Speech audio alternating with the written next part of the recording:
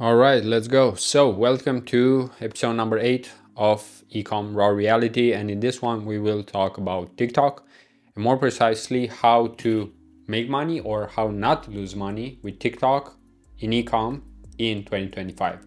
So if you've seen some of my previous videos, you might have seen that I've chatted, discussed, shared my experience with Meta, which in my opinion is the best platform overall, then Google, also Snapchat and Klaviyo for email marketing. And then let's also chat about TikTok, because it's been the craze, I would say, in the paid media world for a few years now. Since 2020 with the pandemic, everything worked pretty well. However, this is where you actually need to look more specific at the data, because in most cases, TikTok has almost never performed really well, at least not for US companies, and not at the same level as Meta in terms of predictability, scalability, and convenience. And I will break this video down just like all the other, in most cases, in 3 parts. And basically, I want to say how you can make money with TikTok. Although personally, I'm not a guru at TikTok. It's definitely not my favorite platform, and I will tell you in a second why. It's actually the first thing. But with that, let's start off with the first thing that you need to actually make money or not lose money on TikTok. And that is creative. Because yeah, you need a product and so on, but this platform is maybe the most creative heavy out of all of them. And that's just because if you think of the consumer here, right? Think of the psychology. Myself, you, if you use TikTok, we open TikTok, right? We scroll and we see a lot of great content. The algorithm is amazing at actually giving you the things you like. Eventually, you'll get more or less the same things, right? For example, for me, it's motivational stuff, business stuff, some anime stuff, and usually personal development stuff. However, the thing is that in order for me to be interested, right, in actually buying something from TikTok, I would need to see the same content. If I see all of a sudden a Pepsi ad, totally unrelatable to everything that I'm seeing, right? So it should be tied to personal development. So those are the brands that would need to actually target myself, for example, or some kind of B2B software offer that would help with productivity, right? And this is why I'm giving this example. It's easier to understand how important creative is, because you need multiple creatives for multiple types of people. Everyone has a different feed. Everyone likes different things, right? For example, I do like cat videos, but I'll never buy anything from a cat TikTok. And that's because it's not relevant. I might see one of them because it's funny, but that doesn't mean that I will buy anything, because I don't have an indoor cat. I have just outdoor cats. Second, because I don't have an indoor cat, I don't really need to buy anything around here. Maybe I would buy some toys, but still, I wouldn't spend $40, $50, right? And if you want to get a sale of $10 in eCom, right, or $20, honestly, you should better do something else, like go work at McDonald's. It's almost easier to make money like that, right? So this is why the first component is definitely creative, and this is where you actually need a lot of creatives. Because on Meta, you might get away with it because you have your friends that are posting, you have pages that you follow, so you're not really expecting the best of the best. While on TikTok, when you actually enter the platform, you expect some of the best video content out there. So it's actually harder to compete there. So that's the first component, creative.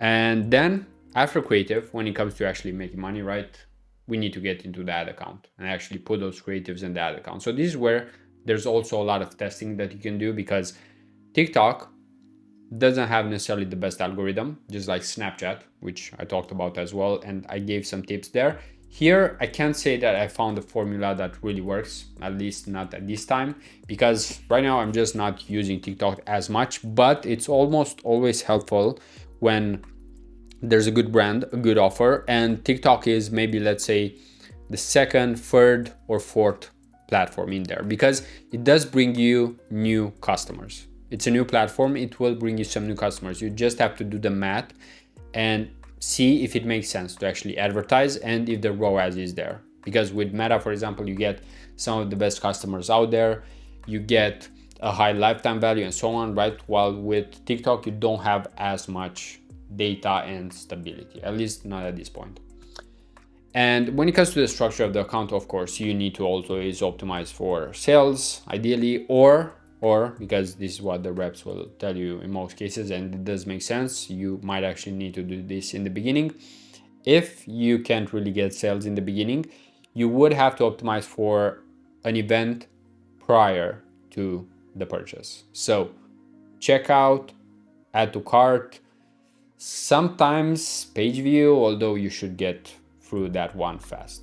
And especially if you're sending traffic through other channels and you start sending more traffic, it should be easier for the algorithm to actually pick things up really quick. But in terms of the actual setup of the account, I would say just like Snapchat, even here, it's really important. Even on Meta, it's fairly important. I mean, if you throw an Advantage Plus campaign, just like I mentioned in that episode, you're not doing the best job. You still need to actually test each individual ad if you want the best performance. If you don't want it, that's all right. But if you want the best performance, you actually need to give every ad a chance. And then if you have all the creatives, if you had the ad account structure all in place, then the first step, and I would say this is where it matters the most, is actually looking at data and iterating as fast as possible. Because here you don't have as much time, in my opinion, as compared to, let's say, Meta, or even Google is more of a slow platform. But I would say Meta, Snapchat, you would need to ideally give them around 4 to 7 days in most cases, right? With TikTok, depending on the spend, of course, but here I wouldn't give way too many second chances, meaning that if the ad sucks from the beginning, I mean, it probably sucks, you know, like you can try, but if it doesn't work out right away, you will need to just move on and try a new thing. And I'm actually mentioning this because with TikTok, it's well known that it's more creative heavy. So if you learn anything right away from actually running an ad, you should go back to the drawing board and iterate on it, because otherwise you'd lose money.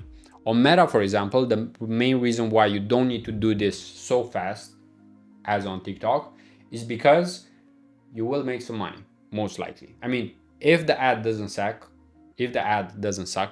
you will make some money because the algorithm is so advanced. It knows to some extent who are the people who are buying. So it's less likely, let's think of it like this in probabilities, it's less likely for you to lose money on Meta with, let's say, a 7 out of 10 ad compared to on TikTok with a 7 out of 10 ad, right? Because sometimes a 7 out of 10 ad on TikTok won't make it. And it's also because if we think of the two platforms, Meta and TikTok, and even Snapchat, we could put it in the conversation here and move it towards Meta in terms of how they are. And that is because of the user. The user in most cases, I would say, just like if we were to bring in this conversation LinkedIn, so the users usually have a higher income. If we look at Instagram, in most cases, the people who are there have a higher income than, for example, on TikTok. And you might also see this based on, let's say, the comments sometimes. And it's also an age group, right? Because let's be honest, if you didn't grow up with TikTok, you wouldn't really use it as much. And for example, I have a cousin who was using TikTok as a search platform, actually like Google, you know. And personally, I wasn't doing that. I wasn't even using TikTok back then just because I thought it's a lot of brain rot, and I still believe it. The main reason why I still use it is to unwind after eating dinner and basically just calming down. So it's just like something that is expected, brain rotting. And that's why it's really important to understand the platform, what you're trying to achieve there, and try to see if there's an opportunity, because just like on Snapchat right now, where I am actually spending more. On Snapchat right now, I am finding that some areas, even in the US, but the US as well at this point, but even let's say Australia, UK, Canada, and probably many other places that I don't advertise in, such as Europe. I don't really advertise in Europe in most cases, especially underdeveloped markets, but that's where you can find an opportunity because you don't have as much competition. So you will pay a very, very small amount on a click, a tap, swipe, whatever the action is. And that is something that you need to take advantage of. There are times, pockets, I would say, of opportunity that you will get on a longer time frame. And that's why it's really important in business to always stay on top of things and just be informed. It doesn't have to be, let's say, busyness necessarily, but just being informed, just like Warren Buffett and he's investing. He was just reading a lot. He's probably just still reading a lot and then taking decisions with precision. And sometimes it's a mix, right, of quantity but also quality. Usually one leads to the other. So that's pretty much it, around 11 minutes today. So I think that's more than enough. Just sharing my opinion here and some of my experience with TikTok. It can work, it does work, but honestly, for me, it's been working sporadically whenever there's a need for more traffic and when you know that conversion rate will be higher. So that would apply during, let's say, Valentine's, if you have a product that's for Valentine's, or, and I'm actually mentioning Valentine's because we're in March right now, so I'm thinking of what was in February recently. And then now I wouldn't say there's anything in March, honestly. Maybe Mother's Day is the next thing. And then more or less if there's some kind of trend or something that's for the summer, right? Because if you try to sell something that's not for the summer, during the summer, it will be hard. And then of course you will get the big opportunities in Q4 with Black Friday, Cyber Monday, Christmas. Those definitely are the biggest ones in most cases for most brands. Exceptions are the health or are the brands in the health industry that are selling in January to people who are already geared up for the new year, for January, for new year, new me, you know, all of those catchphrases, right? So with that being said, that's pretty much everything for today. If you enjoyed it, as always, you can leave a like, and until next time, peace out.